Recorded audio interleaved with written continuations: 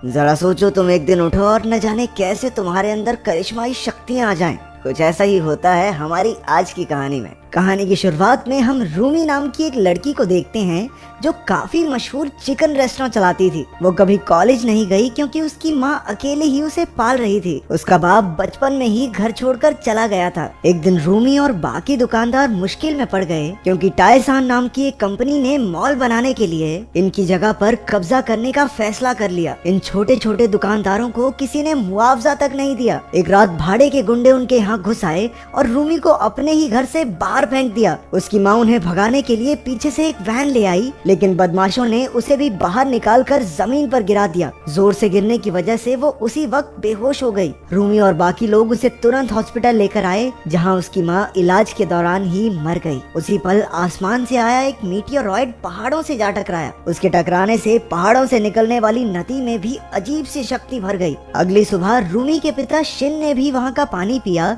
जिसका स्वाद बेहद अजीब सा था। फिर वो बैंक में पहुंचा जहां वो चौकीदार का काम करता है। उसके पेट में दर्द सा होने लगा था, जो शायद नदी के पानी की वजह से हुआ। फिर उसने नौकरानी को ऑफिस से छोटा छोटा सामान चुराना सिखाया, लेकिन नौकरानी ने तो एक ही बार में काफी चीजें चुरा ली, जिससे वो पकड़ी गई। शिन ने उसे देखा, लेकिन वो अपने रास्ते निकल गया। शाम को एक रेस्टोरेंट में उसका पेट कुछ ज्यादा ही दर्द होने लगा। अचानक उसके आसपास की सारी चीजें धीरे धीरे उड़ने लगी। सारे टेबल कुर्सियां खुद ही पीछे गिर गए। अब उसका दर्द बंद हो गया, लेकिन दुकानदार ने उसे नुकसान करने के लिए धक्के मारकर बाहर निकाल दिया। कुछ देर बाद शिन अपने छोटे से घर में लौटा और लेटकर एक सिगरेट अपने मुंह में डाली। जैसे ही वो लाइटर लेने के लिए आगे बढ़ा, लाइटर खुद ही उड़कर उसके हाथ में आ गया। ये देखकर वो थोड़ा हैरान रह गया, लेकिन तभी उसकी बेटी का कॉल आया। उसने बताया कि उसकी माँ की मौत हो गई है। शिन एक पुराना सूट पहनकर अंतिम संस्कार में पहुंचा, जहां वो अपनी बेटी को पहचान तक नहीं पाया, क्योंकि रूमी के बचपन में जब वो उन्हें छोड़कर चला गया था,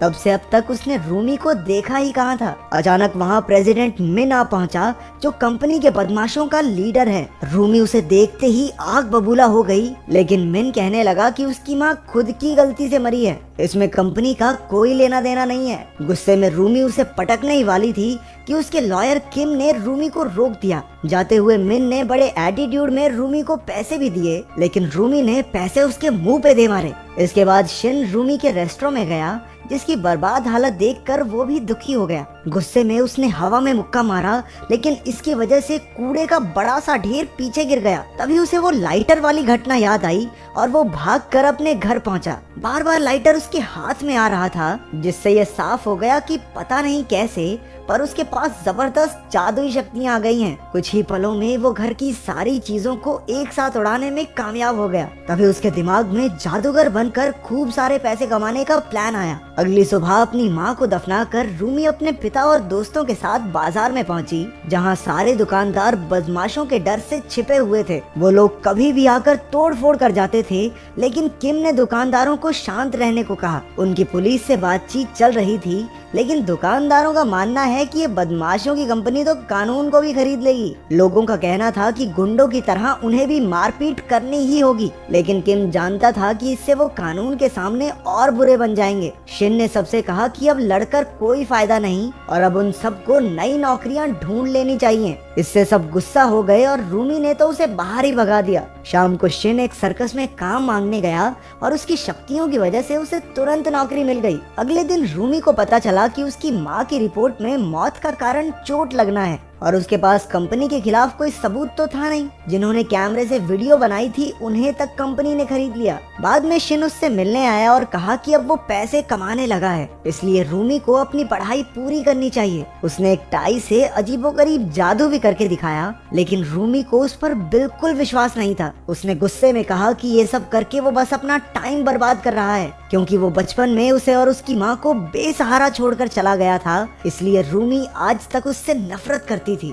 शिन ने समझाया कि वो अपने कर्जों की वजह से उन्हें छोड़कर गया था, ताकि उन्हें कोई परेशानी ना हो, लेकिन रूमी ने उसकी एक न सुनी। उसने कहा कि अब इतने साल बाद बाप बनने की जरूरत नहीं है मेरा, और वो वहाँ से चली गई। तभी शिन की नजर कंपनी के बदमाशों पर पड़ी जो दुकानों पर हमला करने जा रहे थे। दुकानदारों को भी खबर पहुंच गई और उन्होंने बदमाशों को रोकने के लिए रास्ता बंद करने की कोशिश की, लेकिन वो बदमाश सब कुछ तोड़ फोड़ कर अंदर घुस आए और लोगों को पीटने लगे। अचानक शिन वहां आ पहुंचा और अपनी शक्तियों की मदद से सभी बदमाशों को हवा में उड़ाकर उनकी हड्डी पसली एक कर दी। उसकी शक्तियां देखकर उनके होश उड़ गए और सब पीछे हट गए। एक बदमाश आगे बढ़ा, लेकिन शिन ने दूर से ही उसकी बाजू मरोड़कर उसे हवा में लटका दिया। तभी पुलिस वहां आ गई और सभी दुकानदारों और बदमाशों को पकड़कर पुलिस स्टेशन में ले आई। दोनों गुट एक दूसरे पर इल्जाम लगाने लगे। ऑफिसर ने आखिरकार रिकॉर्डिंग देखने का फैसला किया। वीडियो में शिन सबके छक्के छुड़ा रहा था, लेकिन पुलिस वाले को अपनी आंखों पर यकीन ही नहीं हुआ। बेचारा रिपोर्ट में क्या लिखता,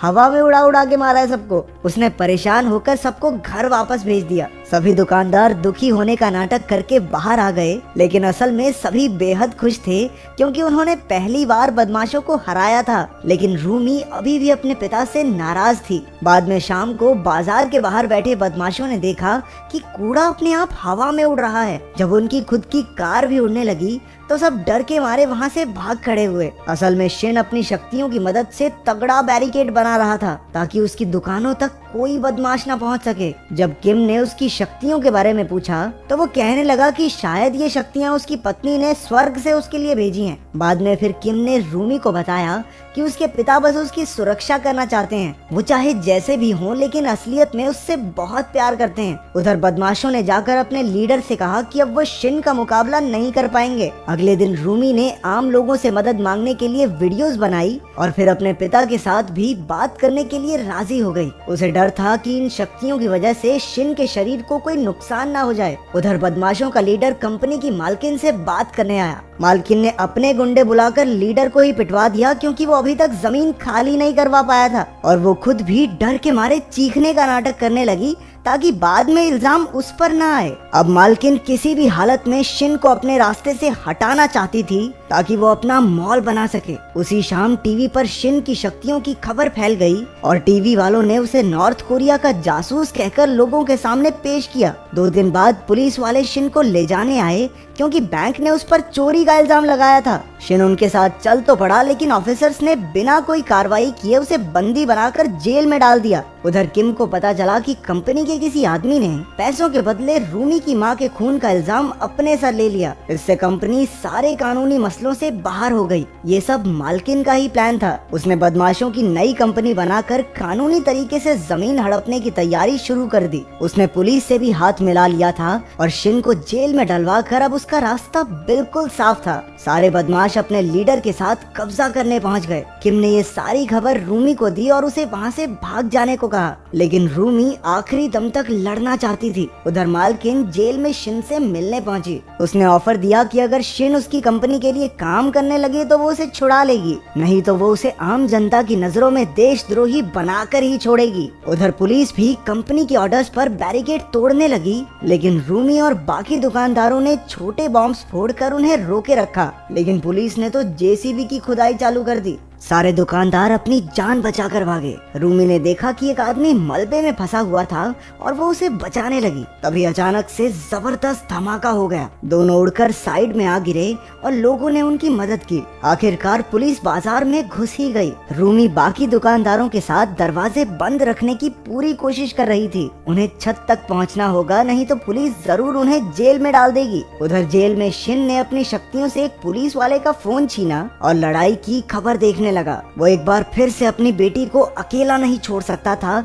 इसलिए उसने अपनी हथकड़ियां तोड़ डाली और अपनी शक्ति से जेल की दीवार में बड़ा सा छेद कर दिया। वो धमाके से खिड़की से नीचे आ पहुंचा और सबसे पहले उसने उंगली घुमाकर मालकिन की कार तहस नहस कर दी। उसने धीरे धीरे उड़ना शुरू किया और कुछ ही देर में वो हवा से बातें करने लगा, लेकिन उसकी टक्कर एक बिल्डिंग से हो गई और सीधा नीचे आ गिरा। उसे एक बार फिर अपनी बेटी का ख्याल आया और वो क्रिश की तरह छलांग लगाकर आगे से आगे बढ़ता ही रहा। उधर रोमी और बाकी दुकानदार छत तक पहुंच गए, लेकिन एक आदमी सीढ़ियों से गिरकर लटक गया। पुलिस ने उस पर पानी फेंककर उसे गिराना चाहा, लेकिन शिन ने ऐन वक्त पर आकर उसकी जान बचा ली। एक बार फिर से लंबी छलांग लगाकर वो और लोगों को बचाने पहुंचा, लेकिन धुएं की वजह से वो पुलिस की क्रेन से जा टकराया और गलती से एक ऐसे कमरे में जा गिरा जहां बहुत सारे पुलिस वाले थे। वो सब एक साथ उस पर आ गिरे, लेकिन उसने अपनी शक्तियों से एक ही बार में सबको पीछे हटा दिया। शिन एक बार फिर अपने मिशन के लिए उड़ गया।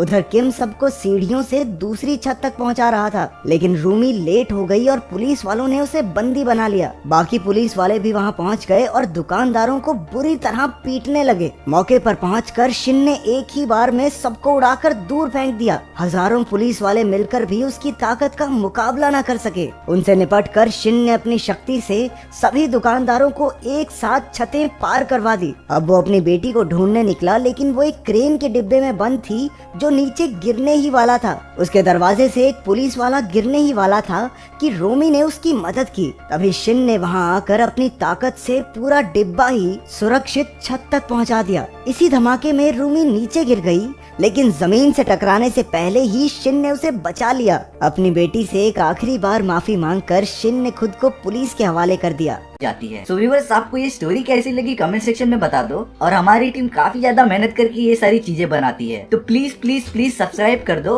और जितना हो सके